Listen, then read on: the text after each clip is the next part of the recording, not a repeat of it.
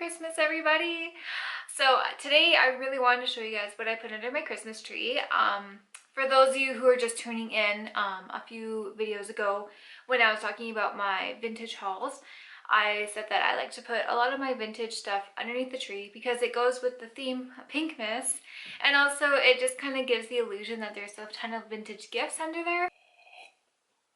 It's a good way to showcase the new things I got throughout the year, and also help deter my cats from climbing into the tree because they can't actually climb under it. So thanks for tuning in. I can't wait to show you guys some fun things. Some things you guys have already seen, but other ones I just got and I can't wait to share them with you. So let's get started. So I know that last time we spoke about a vintage haul that I did, I showed you guys this pink rotary phone that I recently had acquired back then, that I said that would go under the tree. This one right here. This one's like, this one was used in props for movies. It came out of a prop house and I had it given to me as a gift from a fellow makeup artist in Canada. But recently I found a friend for that one, and this one's really fun because it's called a Cobra phone. So this is a Cobra phone and it's got the dials underneath. Yeah, super cool. I actually had a friend of mine this past fall. She was at a garage sale and she messaged me on Facebook and said that you need to come to this garage sale because they have a pink Cobra phone and it's on hold for you, because I told them you would be on your way immediately when you saw it. So I was super grateful that she messaged me because I've been looking for a Cobra phone for so long, and it was even better that it was pink and it matches my other rotary phone. So I have these two underneath the tree kind of beside each other, just because it's kind of fun to like have them both together. So yeah, a nice pink Cobra phone. This was actually a gift as well. I was at a estate sale back in the fall, and the lady said that she saw this and she said that I should just have it because it was pink, and I thought it was super cute, so I decided to put it under the tree. And it's something very simple. It's a little more modern vintage than the 50s. I think it's actually from the 70s or 80s. It is a powder puff holder from, I believe this one is Avon, a beauty dust, yeah, a beauty dust holder. So basically you would have ordered this from Avon, and it would have came with a big powder puff and some like baby powder-esque sort of body powder that you would just kind of fluff all over. Obviously it is empty now, but she had this at her garage sale and I was buying a few other things, and she said, oh, you should just take this because it's so cute and it's so you. So I was super excited. It's got kind of like a rose petal detail as the handle, and then it kind of goes out into like a weird mandala area and then petals out from there. Just plastic. Haven't really decided what I'm going to do with this yet. If I want to put like a bar soap in it or what exactly I would even use it for. But it kind of made its way down to the tree because it really went with a lot of the pink phones and stuff. Just like kind of pink girly things that say you would have gotten your sister or your mom back in the day. And that's kind of what I like to do with my tree, is that anything that kind of goes together, I kind of group it up and then put under the tree as a little theme. So as you walk around and start to observe what's under the tree, it kind of tells a little bit of story, or kind of like, you know, a day in the life of back in that decade, or decades, I guess.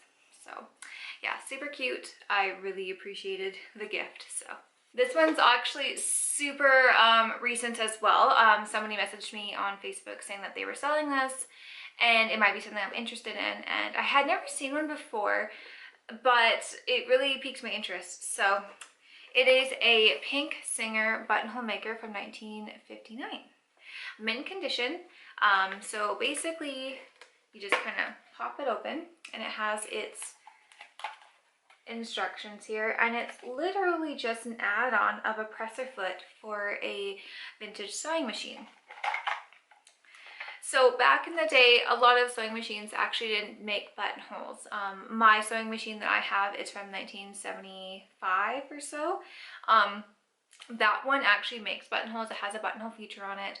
I don't really like, I don't really know when the buttonhole feature became prominent in sewing machines. A lot of my sewing machines back in the day were like pedal foots, right? Like you just kind of like pushed it with your foot and it would force the fabric through and force the needle to go through it and thread it. And then as things became more electric, you had to press a foot and the electricity would just kind of go from there. But then somewhere down the line, they decided to actually build a buttonhole maker feature into the sewing machines. But before that, you would actually have to get a full new presser foot and hook it on to your sewing machine in order to make a buttonhole. I've never used this, like I said, but it really piqued my interest. So you basically would hook it in. You can see the presser foot here. So you would hook it on in some form. This is a Singer. Mine is a Kenmore, so it's a different brand, and I don't even know if it would actually even work with mine, let alone if I even could, because mine already makes buttonholes. But really kind of cool. Just kind of tells a little bit of a story of, like, you know, where sewing machines came from. And it comes with a couple other little doodads and pieces, but I thought it was really cool just to have it. Also, it's a really fun shape. It's kind of like atomic looking, kind of oval, kind of almost looks like a blimp, to be honest, but just was really digging it. So I was like, yeah, I will take that. It was a really decent price. And I was like, well, at least it can go under the tree and kind of add to like all the, you know, the junk that I kind of hoard. But super fun. So I don't know if you guys follow my favorite vintage vlogger, but that's Lacey Faye, the vintage girl next door. I actually have like followed her since quarantine. That's when I first discovered her and she's become my favorite. But she did a whole cooking little episode on a donut maker that she found from the 50s. And I was so lucky to come across the exact same one at an antique store. So I don't know, I'm all about this packaging. I think it's just so cute. So basically, it's kind of, I even have the price tag still on there because, you know, that's how I roll. So basically, it's like a plunger. It looks almost spooky, like almost medical. So it has a plunger. So basically, you would make your donut batter and you would put it in here and then you would just kind of, oh, there we go. So basically you put it in there and then you use it with your finger and you just kind of plunge down and you would do that in hot oil and it would just kind of create these donuts. It was super fun watching her do it and I was so excited. I was like, oh, if I ever find one of those, I'm gonna buy it. And I finally found one. So I was super, I don't know, I was really pumped about it.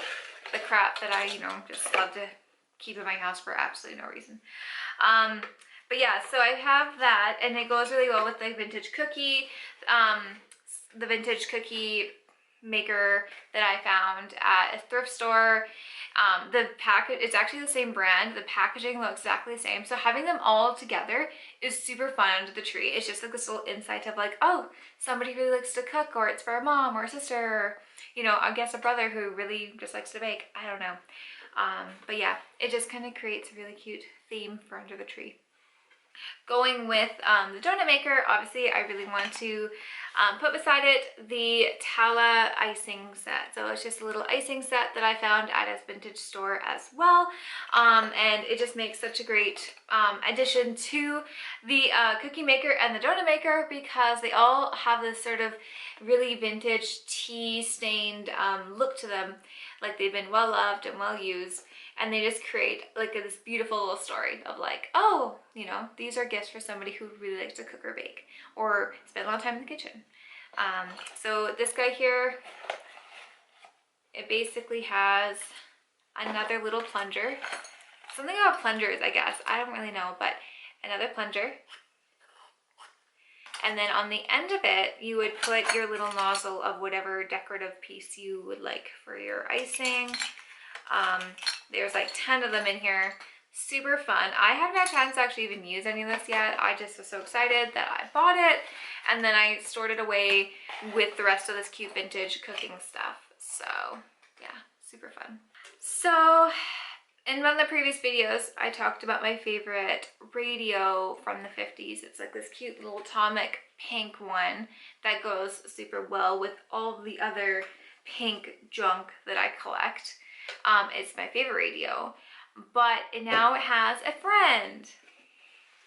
This one is from the 1940s, and it's just lovely. This one is a Northern Electric radio. I picked this up off the Swap and Buy. Originally though, it was white, and then it had been painted a terrible dusty pink that had worn off. So I got my metal paint out and I gave it a little paint job, so it's super glossy and super cute, and the knobs work. So it's kind of fun because there's almost like a propeller here, like a airplane propeller that would take, like it would, I don't know, adjust the stations. It's super cute, and I did a little research on the Northern Electric, so they were prominent, this look here from the mid 1940s, but they had made a lot of radios back in that day.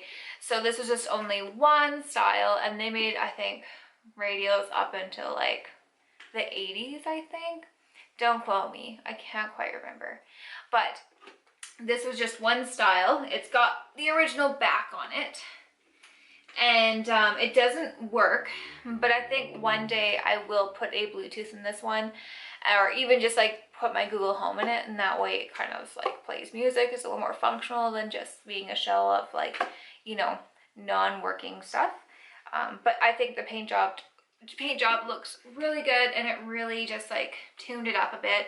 So right now this one's actually in the makeup studio waiting room, just looking pretty until I can get her functionable. But I really love just like the motifs, like kind of like that rainbow style look on the corner there with the speaker is, and also the little propellers. I thought really cute. It's almost got a bit of a Art Nouveau or Art Deco, or yeah, it's almost got like an Art Deco number style over here, which I thought was really fun too. One of my favorite things about this radio is actually the plug-in. I don't know why, but I love it. It's just super vintage and fun. So whenever I do get this thing wired in and, you know, all modernized, I think I'm gonna keep the plug-in because I can't get over how cute it is. Going more with the cooking theme, I did find some vintage cookbooks. I do believe I went through these with you guys before with one of my previous hauls, but just some fun 1950s cookbooks. Again, with the same sort of look and motif. You've got basically that tea stained, sort of well-worn, well-loved look. But it's just kind of fun to have these like images paired beside the whole like cooking aesthetic on the one side of the tree, because yeah, it just kind of gives, it almost makes me want to cook a little bit more, because I see all this cute vintage cooking stuff, and I'm like, oh, I just want to break out one of those cookbooks and make like a pineapple upside down cake, or, you know, a really gross jello mold with like tuna in it or something. So going with the Buttonhole Maker, I found these actually at a vintage estate sale, and they were just a couple bucks, so I felt like I really needed them. They're also from the 50s. This is like a learn how-to book. So basically it's got everything from crocheting, knitting, and embroidery. I thought it was really fun to pair that with the Buttonhole Maker, because it's kind of like sewing. I just love the imagery, you know, it's just kind of fun. There's a lot of like really fun vintage pictures of just like girls and things that they would wear, their hairstyles. I always find those are really fun to reference as well. And this one is phonics skill text, so I think it's actually like a school book. Oh, it looks like someone even wrote into it, so I guess like it just teaches you basically how to read. I don't know about you guys, but my grandma bought me Hooked on Phonics when I was a kid, because I was a terrible reader and writer. So maybe this is like where that was born, or this is where that was inspired from. But kind of fun. It kind of shows like, yeah, I guess I can learn how to write again. Sure. Cool. I just love like these cute little cartoons. They're so fun. And the last one is called Wordland. I think it's just another school book too. So it's kind of fun because there's like some elves. Maybe it's kind of Christmassy. I don't know. Little workbook. But basically, oh, I see. It's crosswords, little fun things. I just love the imagery. It's so simple, and you know, almost like innocent, and I don't even know how to say it, like innocent and simple and kind of like, I don't know, kitschy in a lot of ways. But just seeing like all those little, like, I don't even know, you can see like little elves and things. I don't know. This sort of stuff makes me so happy, and I don't even know why. Like, I don't even have room for all this crap in my house, but I still keep buying it because I look at it and I'm like, oh, that's cute, and I'm gonna put that under the tree. So basically the tree looks like underneath the tree, it just looks like it's been like bombarded with a bunch of really cool vintage stuff. A lot of people come in, they like want to look, and it becomes a conversational piece, which I think is a lot of reason why I do it. Obviously right now we don't have people coming over to our houses, but it's still such a fun thing to, even for me to look at. There was something actually that I just bought recently for myself for Christmas, and I haven't even opened it yet because I wanted to open it up here and show you guys basically this super cool unicorn thing that I've been looking out for, and finally I found one, and it's even in my colors. So I'm gonna show you guys, I'm gonna open it up here right now. It's really breakable and kind of on the rare side, especially for being in this condition. Makes me a little nervous actually having it. Usually I don't allow myself to have really nice things because I do tend to break a lot, but this one here I couldn't pass up. So basically it is a cocktail set. It's all wrapped up here, so I'm just trying to unwrap it. But oh my god, oh, they're so cute. So check out these glasses, guys. So there's like little penguins, and they're pink and black. Doesn't get any better. Literally my colors. Little penguins, just like really fun atomic shapes. Other little birds. So this is just a little cocktail glass. There's a set of 4 in here. And I do believe they have a name. Dieball. So these are collectors. I don't even know if you guys can actually see that there. Right there, that name there. A while back, a lady, my friend, she had posted it, and she's like, yeah, I might sell this. And I'm like, if you sell it, it's gonna be to me. I'm gonna buy it.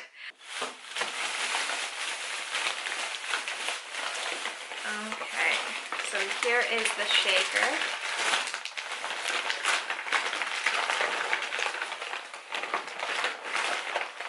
Oh, beautiful.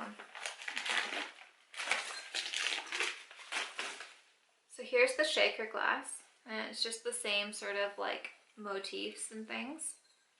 That's so pretty. Top parts in here too. So this is the top. And oh my god, it's just so cute. So I have this vintage glass holder, which I've shown you guys, the Katt vintage glass holder that you would basically serve your drinks in.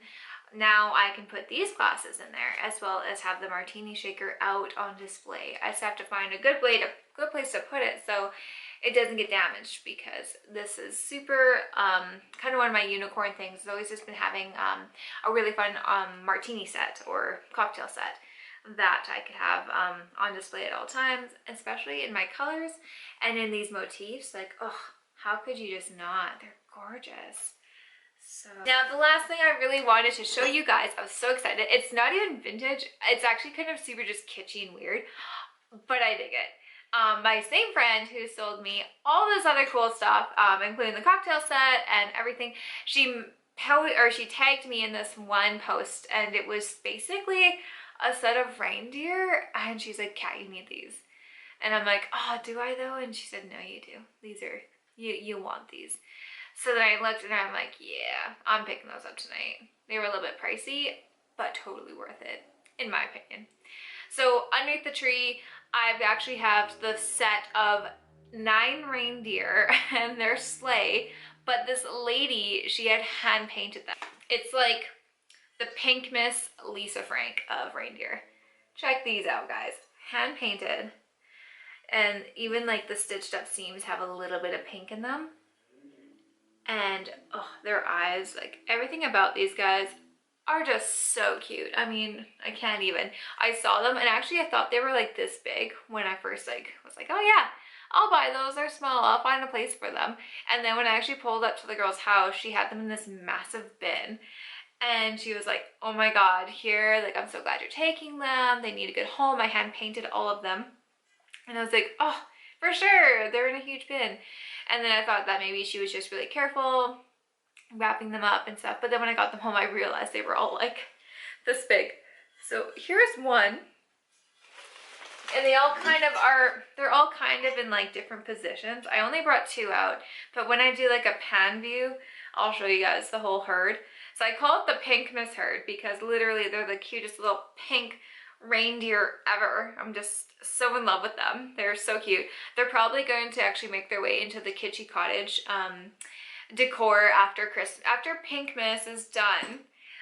The whole house turns into, goes from pinkness to kitschy cottage. Basically, I don't know if you guys ever feel like after you put away your Christmas decor, your house looks super bare, it's kind of depressing. And the only way I've been able to combat the sads is looking forward to what I'm decorating next. And because I have so much vintage stuff, having it on a constant rotation has really gotten me through the just being depressed over, like, say, Christmas being done.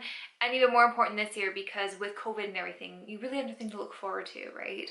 And also, like, this being the first Christmas without my mom and my first birthday and first New Year's without my mom, for me it was really important to keep things going and keeping looking forward to something, even if it's just like decorating the house. So another reason why I've kind of been just investing in like things that I can reuse for different seasons.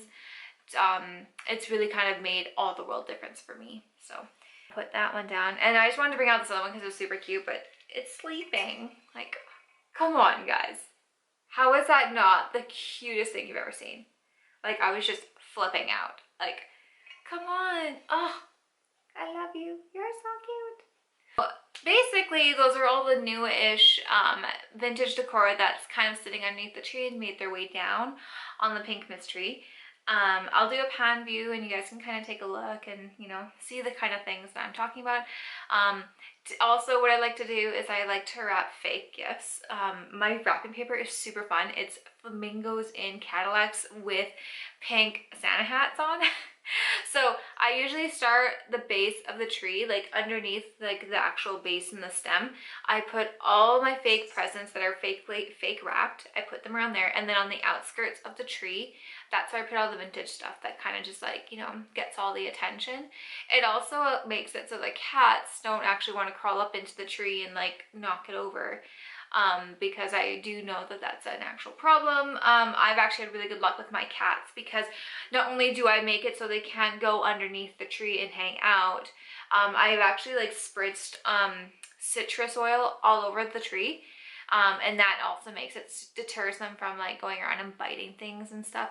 And also anything that like dangles on the bottom half is all plastic. So in case they do, like, say, want to start like being jerks and like batting at things, it's plastic. If it falls off, it's not a big deal. All the fancy glass stuff's actually on the top of the tree. So thank you guys for watching. I'm going to try to upload around 1 to 2 videos a day till Christmas because I have so many fun pinkness things to show you guys. And also I just really wanted to like catch up on my YouTube now that I have a working computer and a working SD card. And now that I'm actually officially not allowed to work due to COVID, it's given me so much time to plan some content and just get really excited about YouTube again because I did take a little bit of a break there. So if you like what you see and you want to see more, please like and subscribe, comment down below, and I look forward to hearing and seeing you guys later. So Merry Pinkmas, everybody. Thanks for joining and watching.